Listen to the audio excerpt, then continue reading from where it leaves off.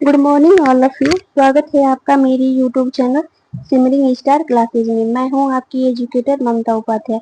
दोस्तों, जैसा कि आप जानते हैं, हम अपनी वीडियो में यूपी पीजीटी और जीआरपी का समाज शास्त्र का सिलेबस कंप्लीट कर रहे हैं, जो कि आपकी आगामी परीक्षा में बहुत ही महत्वपूर्ण सिद्ध होगा या जो आपके लिए बहुत ही हेल्पफुल कार्य होगा। चलिए दोस्तों, देर ना करते हुए हम अपनी वीडियो को स्टार्ट करते हैं। दोस्तों, आज हम अपनी वीडियो में पढ़ेंगे समुदाय। सामान्य भाषा में समुदाय जो होता है किसी जाति विशेष को, धर्म विशेष को या संप्रदाय विशेष के लिए प्रयोग कर देते हैं, जैसे ब्राह्मण समुदाय, ईसाई समुदाय, हिंदू समुदाय, सिख समुदाय, जैन समुदाय आदि। परंतु समाज शास्त्र में किसी गांव, कस्बे, नगर, महानगर तथा देश को समुदाय माना जाता है। इन सभी समूहों के साथ साथ इनका एक निश्चित भौगोलिक क्षेत्र जुड़ा हुआ होता है, जैसे जयपुर, दिल्ली, लखनऊ, कानपुर, इंदौर इत्यादि। इनका अपना एक निश्चित भौगोलिक प्रदेश है, निश्चित क्षेत्र है, जहाँ व्यक्तियों का समूह अस्थायी रूप से निवास करता है। कोई भी गांव, प्रांत और देश अपने आप में एक समुदाय है। यदि शाब्दिक दृष्टि से समुदाय के अर्थ पर विचार करें तो हम पाते हैं कि समुदाय अंग्रेजी के कम्युनिटी शब्द से बना हुआ है, जिसमें पहला शब्द है कम तथा दूसरा शब्द है म्यूनिस।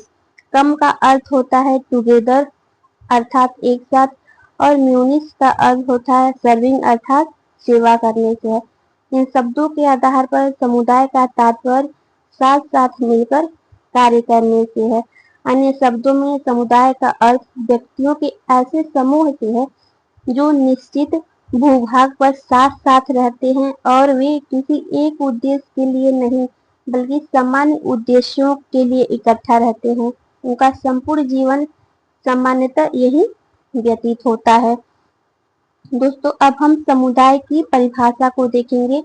समुदाय को परिभाषित करते हुए प्रोफेसर डेविस लिखते हैं, समुदाय सबसे छोटा ऐसा क्षेत्रीय समूह है जिसमें सामाजिक जीवन के समस्त पहलू आ जाते हैं। एक अन्य विचारक हैं बोगार्डस, जो लिखते हैं कि एक समुदाय एक ऐसा सामाजिक समूह है जिसमें कुछ अंश में हम की भावना पाई जाती है तथा जो एक निश्चित क्षेत्र में निवास करते हैं। एक अन्य विचारक हैं जॉर्ज लुंडबर्ग तथा अन्य, जो कहते हैं कि एक मानव जनसंख्या जो एक निश्चित भौगोलिक क्षेत्र में निवास करती है और जो सामान्य एक दूसरे पर आधारित जीवन व्यतीत करती है, उसको समुदाय कहा जाता है। समुदाय को परिभाषित करते हुए मैकइवर पेज लिखते हैं, जब किसी छोटे या बड़े समूह के सदस्य साथ साथ इस प्रकार रहते हैं कि वे किसी विशेष हित में भागीदारी नहीं होकर सामान्य जीवन की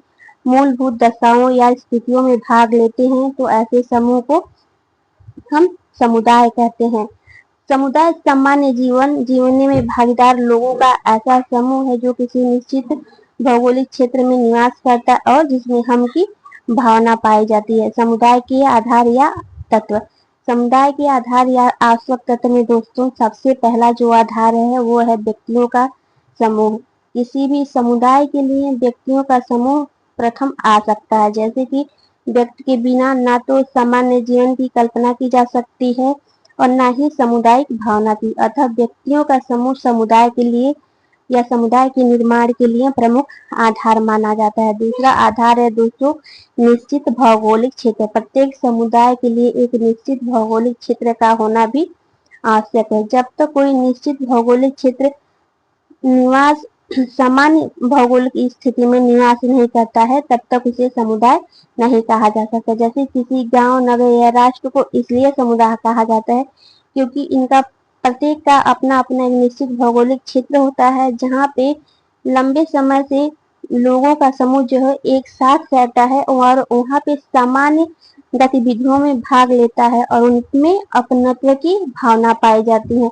अगला आवश्यक तत्व है दोस्तों सामुदायिक भावना का होना।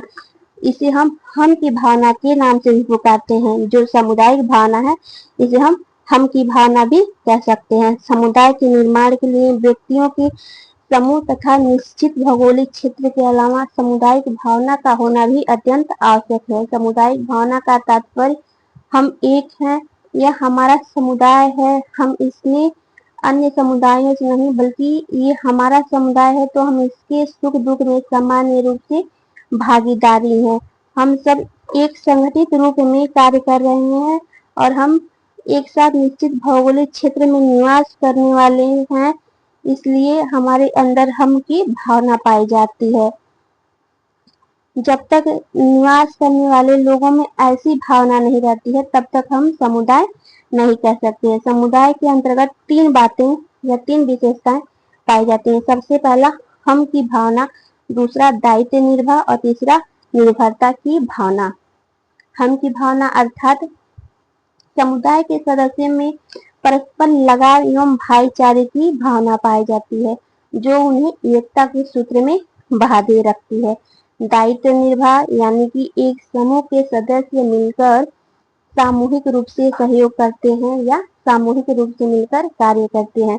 और निर्भरता की भावना अर्थात एक समुदाय के लोगों में पारस्परिक निर्भरता पाई जाती है, वो एक दूसरे के कार्यों में सहयोग प्रदान करते हैं। वर्तमान समय में औद्योगिकरण, नगरीकरण, यातायात के साधन में जो वृद्धि हुई है, इससे हमारी भौगोलिक दूरी जो है कम हो गई है और जनसंख्या में वृद्धि होती गई है। व्यक्तित्व के जो व्यक्तिगत स्वार्थ हैं, इसके कारण हम द्वितीयक संबंधों में ज्यादा ध्यान दे रहे हैं, जिससे द्वितीयक संबंधों की ज्यादा वृद्धि हो रही है और सामुदायिक भावना में कमी आ रही है। गांव में तो अधिकतर हो रही है, लेकिन जो विशेषकर नगरीय समुदाय है, इनमें सामुदायिक भावना में कमी आ गई है। अब हम समुदाय की विशेषता को देखेंगे। इसको समुदाय की आप विशेषता कह लीजिए या लक्षण कह लीजिए। 3 आधार के आज जो ऊपर 3 आधार दिए हुए हैं, उनके अलावा समुदाय की कुछ अन्य विशेषता भी हैं जो इस प्रकार है। सबसे पहली विशेषता है स्वतः विकास। जो समाज होता है या जो समुदाय होता है, इसका स्वतः विकास होता है, जो लोगों के द्वारा जानबूझकर या नियोजित तरीके से किया जाता है। इसका तो समय बीतने के साथ साथ स्वतः विकास हो जाता है। जो समुदाय होता है, ये किसी के द्वारा बनाया नहीं जाता है। ऐसा नहीं कि 2-4 लोग आए और समुदाय को बनाते चले गए। नहीं दोस्तों, समुदाय जो होता है, इसका निर्माण स्वयं होता है, जो समय बीतने के साथ साथ हो जाता है। अस्थायीपन समुदाय की दूसरी सबसे महत्वपूर्ण विशेषता है अस्थायीपन। समुदाय एक ही स्थान पर अस्थायी रूप से बना रहता है, जब तक कि भूकंप, तूफान या युद्ध या कोई प्राकृतिक घटना आकर समुदाय को पूरी तरह से नष्ट न कर दे, तब तक समुदाय नष्ट नहीं होता है। इसका कारण यह है कि समुदाय अस्थायी रूप से जुड़ा हुआ है। विशिष्ट नाम प्रत्येक समुदाय का अपना एक विशिष्ट नाम है या नाम होता है, जो उसे समुदाय के लोगों में हम की भावना जागृत करने और उसे बनाए रखने में योग देती है। जैसे कि प्रत्येक समुदाय का अपना एक नाम होता है, एक विशिष्ट इतिहास होता है। अब समुदाय की अन्य विशेषता में है मूर्तता। जो समुदाय होता है वो अमूर्त होता है। इसका कारण ये है कि एक निश्चित भूभाग पर बसा एक मनुष्यों का ऐसा समूह के रूप में देखा जा सकता है। जो समुदाय होता है वो निश्चित भूभाग पे बसे मनुष्यों के समूह के रूप में देखा जा सकता है। यद्यपि समुदाय से संबंधित विभिन्न व्यक्ति नियमों को तो नहीं देख सकते हैं, जो समुदाय से संबंधित नियम होते हैं उनको तो नहीं देख सकते हैं, परंतु मनुष्य के रूप में जो इनमें अनुभव होता है या जो मनुष्य के रूप में हम इनके नियम को देखते हैं या जो भी होते हैं इनके कार्य क्षेत्र को देखते हैं, इसको हम मूर्तता के रूप में कह सकते हैं या इसको हम अनुभव कर सकते हैं, जिससे समाज जो होता है, समुदाय जो होता है मूर्त होता है। अब समुदाय की दूसरी विशेषता है व्यापक उद्देश्य। दोस्तों, जो समुदाय होता है उसका विकास किसी एक उद्देश्य को लेकर नहीं होता है, ये तो बहुत सारे उद्देश्य को लेकर बनाया जाता है। ये तो व्यक्तियों के जीवन की विभिन्न गतिविधियों का केंद्र स्थल होता है। इनमें अनेक लक्षण और समितियां और संस्थाएं समाहित होती हैं, जो समुदाय के व्यापक उच्च लक्ष्यों की पूर्ति में योग करती हैं। अगली विशेषता या तत्व है दोस्तों सामान्य जीवन। प्रत्येक समुदाय के कुछ लोग सामान्य रीति रिवाज,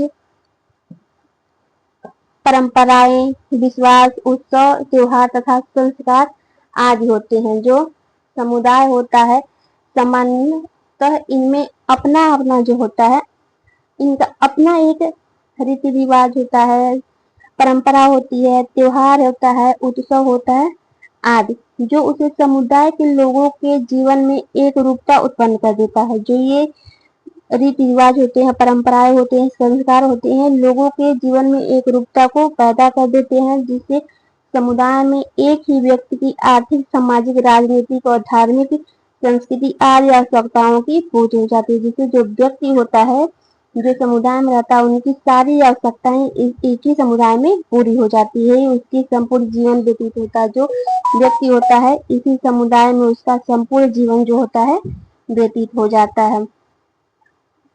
समुदाय की विशेषता में दोस्तों अगली विशेषता है सामान्य नियम व्यवस्था। जिस वर्ग ने नियमों की सामान्य व्यवस्था को समुदाय की एक महत्वपूर्ण विशेषता माना है। सामान्यतः नियमों के माध्यम से सदस्यों के व्यवहार को निर्देशित किया जाता है, उन पर नियंत्रण रखा जाता है। समांतर नियमों से निर्देशित होने के कारण एक ही समुदाय विशेष के लोगों के व्यवहार में बहुत कुछ देखने को मिलती है। अगली विशेषता है दोस्तों आत्मनिर्भरता।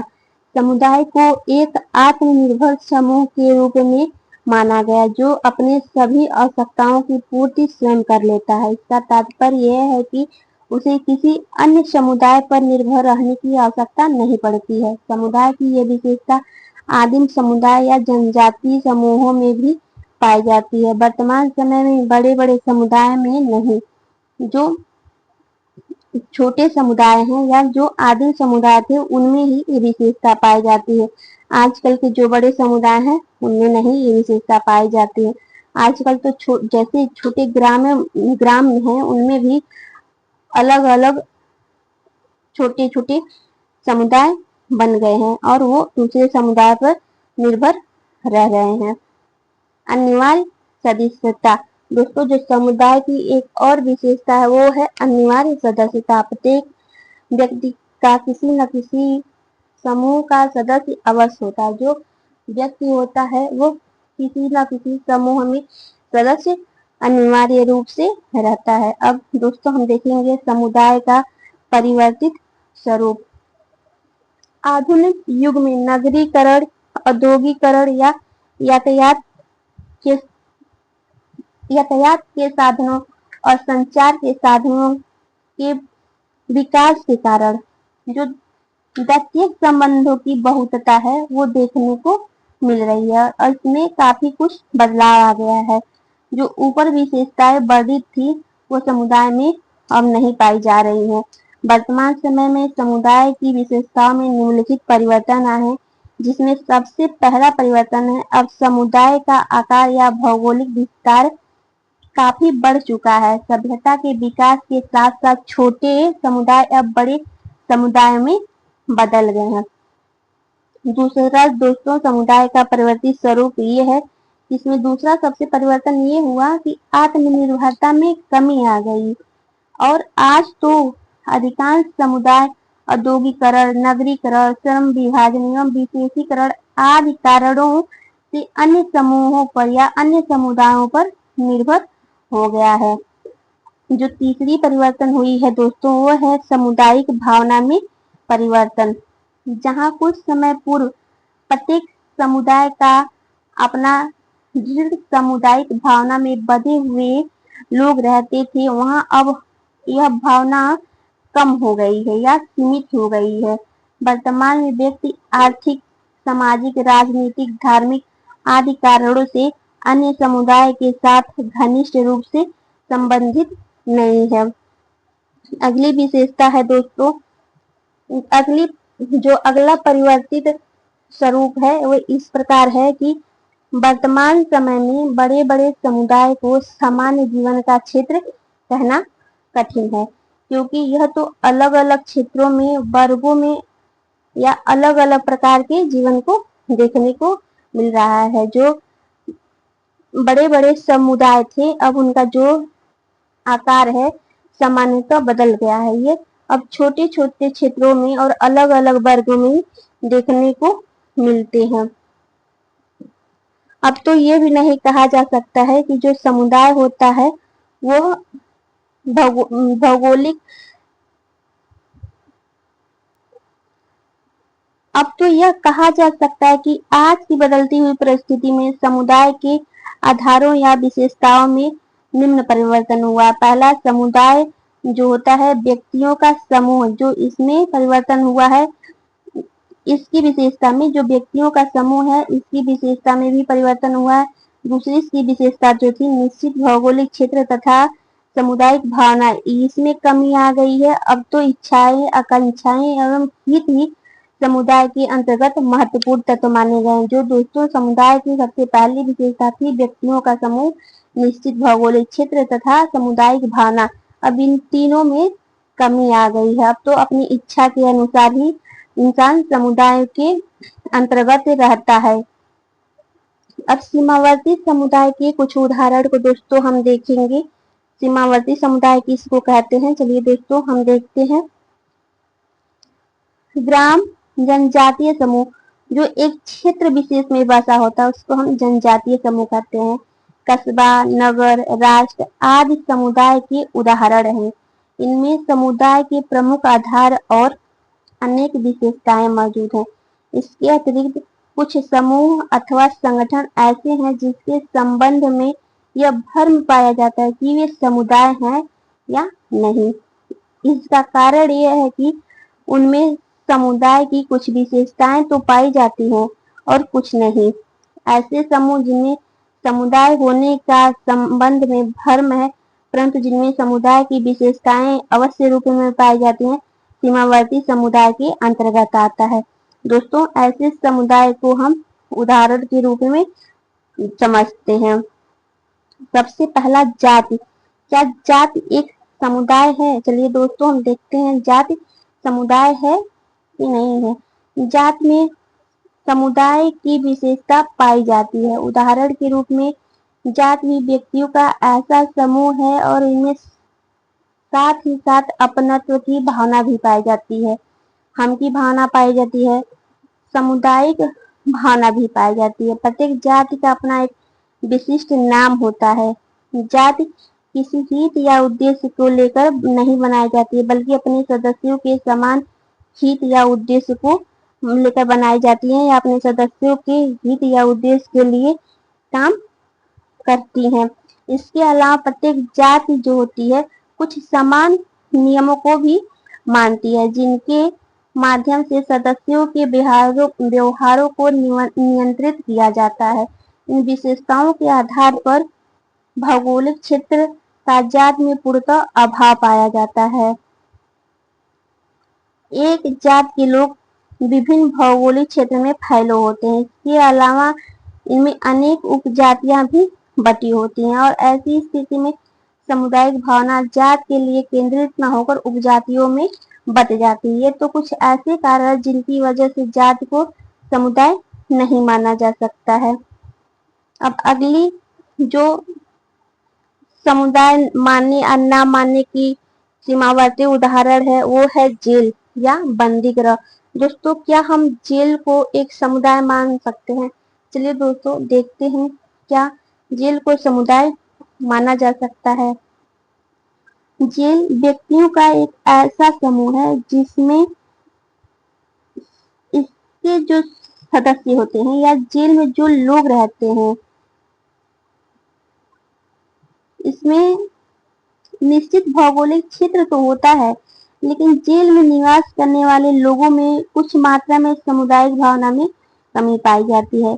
इन आधारों पर मैकाइवर यूरोपियन ने जेल को समुदाय माना। आपने जेल को समुदाय इस कारण माना है क्योंकि जेल का अपना एक कार्य क्षेत्र है या कार्यस्थल है, परंतु हम मैकाइवर यूरोपियन की बात से सहमत नहीं है।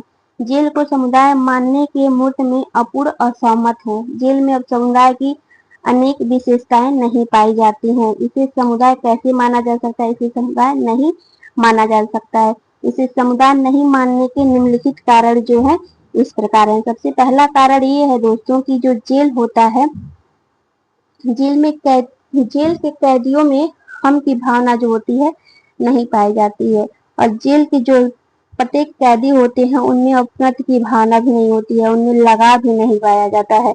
जेल में सबका जीवन सामान्य एक जैसा नहीं होता है। वहाँ पे अपराधियों को उनके जो अपराध के कर्म है उनके अनुसार रखा जाता है, यानी कि कुछ को जो रखा जाता है एक विशेष अपराध की श्रेणी में रखा जाता है, विशेष कैदी की श्रेणी में, और कुछ को एक अलग या सामान्य कैदी के रूप में रखा जाता है। इसी प्रकार की सुविधाएं भी उसमें दी जाती है। व्यक्ति के जीवन के सभी पक्ष जेल में अभिव्यक्ति प्राप्त नहीं कर सकते। जेल का स्वतः विकास भी जो होता है नहीं होता। अतः हम ये कह सकते हैं कि जेल जो है वो एक समिति है, और ये समिति का उदाहरण है, यह समुदाय नहीं है। दोस्तों अब हम देखते हैं क्या जो पड़ोस है, पड़ोस समुदाय है। चलिए दोस्तों हम देखते हैं समुदाय में कि पड़ोस समुदाय है कि नहीं है। आदिम समाज में पड़ोस में समुदाय की विशेषता जो थी पाई जाती थी, और कुछ गांव में पड़ोस आज भी समुदाय के रूप में महत्वपूर्ण है, परंतु अब ऐसे समुदाय की संख्या नहीं के बराबर है। पहले पड़ोस एक निश्चित क्षेत्र में पीढ़ी दर पीढ़ी निवास करने वाले परिवारों का एक ऐसा समूह था जिसमें सामुदायिक भावना थी, परंतु आज के आधुनिक जटिल नगरीकृत समाज में पड़ोस के निम्न कारणों से समुदाय नहीं माना जा सकता है। पहला कारण है पड़ोस सामान्यताओं का क्षेत्र नहीं है। जो पड़ोस है वो सामान्यताओं का क्षेत्र नहीं रह गया है।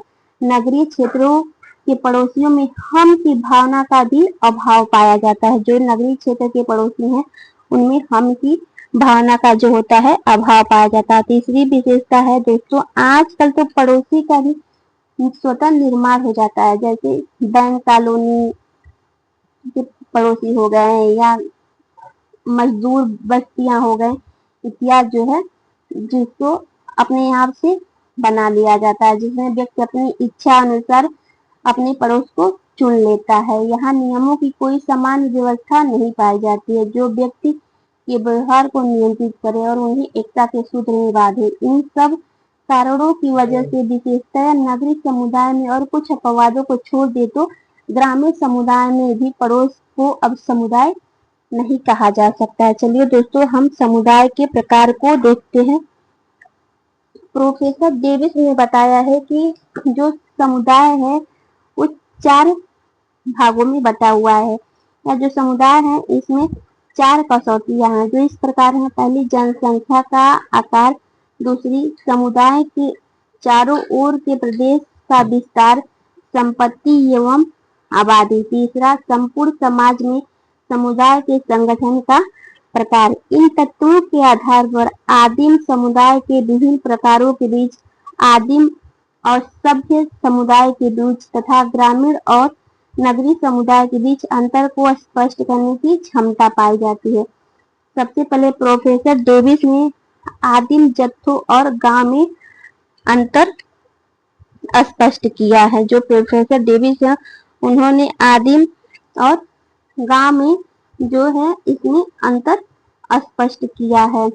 अधिकांश मानव इन 2 प्रकार के समुदाय में ही अपना जीवन व्यतीत करते हैं। मैकाइवर और पेज ने ग्रामीण, नगरीय एवं क्षेत्रीय समुदाय का उल्लेख किया है। जो बोगार्डस विचारक हैं उन्होंने 4 प्रकार के समुदाय बताए हैं। पहला ग्रामीण समुदाय, दूसरा नगरीय समुदाय, तीसरा क्षेत्रीय समुदाय जिसमें प्रांत और प्रदेश भी आ जाते हैं, तथा चौथा है राष्ट्रीय समुदाय। रॉबर्ट रेडफील्ड ने लघु समुदाय का उल्लेख किया है, जिसे कुछ लोगों ने लघु कृषक समुदाय के नाम से भी पुकारा है। इन समुदाय के विभिन्न प्रकारों में से ग्रामीण, नगरीय और कृषक समुदाय का उल्लेख यहाँ पर अध्ययन में किया गया था।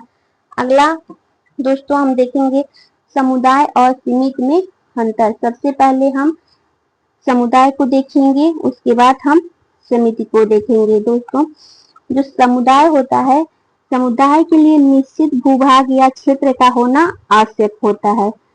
समुदाय का स्वतः विकास हो जाता है और समुदाय में सदस्यों के सभी हित या उद्देश्य आ जाते हैं, अर्थात इनका कोई विशिष्ट हित या उद्देश्य नहीं होता है। और जो व्यक्ति समुदाय का अनिवार्यतः सदस्य होता है। एक बार में व्यक्ति एक ही समुदाय का सदस्य होता है। एक समुदाय जो होता है अस्थायी होता है और समुदाय संपूर्ण जीवन जीने का क्षेत्र होता है। इस दृष्टि से यह अपने आप में साधन नहीं होकर साध्य होता है। समुदाय की सामान्य नियम व्यवस्था जो होती है वो होती है। समुदाय साधारणतः अपने आप में पूर्ण होता है। एक समुदाय में अनेक समितियां होती हैं। समुदाय में जो सदस्य होते हैं इनकी संख्या काफी होती है। समुदाय का कोई निश्चित ढांचा जो होता है वो नहीं होता है। दोस्तों अब हम देखेंगे समिति। समिति क्या होता है? समिति के लिए एक निश्चित भूभाग का होना आवश्यक नहीं होता है और जो समिति होती है यह विचार पूर्वक निर्माण करके बनाई जाती है। समिति में व्यक्ति के जीवन के सभी उद्देश्य या हित आ जाते हैं और यह तो जीवन के किसी विशिष्ट हित या उद्देश्य को लेकर बनाई जाती है। जो समिति होती है इसकी सदस्यता ऐच्छिक होती है। एक व्यक्ति एक समय में एक ही समिति का जो होता है सदस्य हो सकता है। समितियां अस्थायी होती हैं और समितियां विशिष्ट उद्देश्यों को लेकर बनाई जाती है। अतः यह साध्य नहीं होकर साधन है। समिति के नियम सामान्य नहीं होकर विशिष्ट होते हैं। समिति समुदाय का एक अंग है। समिति के साधारणतः न तो भाग होते हैं और न तो उपभाग होते हैं। समिति के सदस्यों की संख्या समुदाय की तुलना में समानतः कम होती है। समिति का अपना एक निश्चित ढांचा होता है और उनके सदस्यों की निश्चित परिस्थितियां और भूमिकाएं होती हैं। दोस्तों अब हम समुदाय और संस्था में अंतर को देखेंगे। जो समुदाय है वो देखेंगे और समिति को देखेंगे। समुदाय के लिए एक निश्चित भूभाग और सामुदायिक भावना का होना आवश्यक है। समुदाय व्यक्तियों का ऐसा समूह है जिसमें समुदाय के सदस्यों का पता चलता है। समुदाय से संगठन का पता चलता है और समुदाय का कोई विशिष्ट उद्देश्य नहीं होकर सामान्य उद्देश्य होता है। इसमें व्यक्तियों का संपूर्ण जीवन बीतता है। समुदाय साध्य नहीं होकर साधन। समुदाय साध्य है, साधन नहीं है, अर्थात समान जीवन का क्षेत्र है। किसी विशिष्ट उद्देश्य या उद्देश्य की पूर्ति का माध्यम नहीं है। समुदाय मूर्त है। समुदाय में अनेक संस्थाएं होती हैं। दोस्तों हम संस्था की विशेषता को देखेंगे या संस्था क्या होती है इसको देखेंगे। संस्था के लिए निश्चित भूभाग और सामुदायिक भावना का होना आवश्यक नहीं है।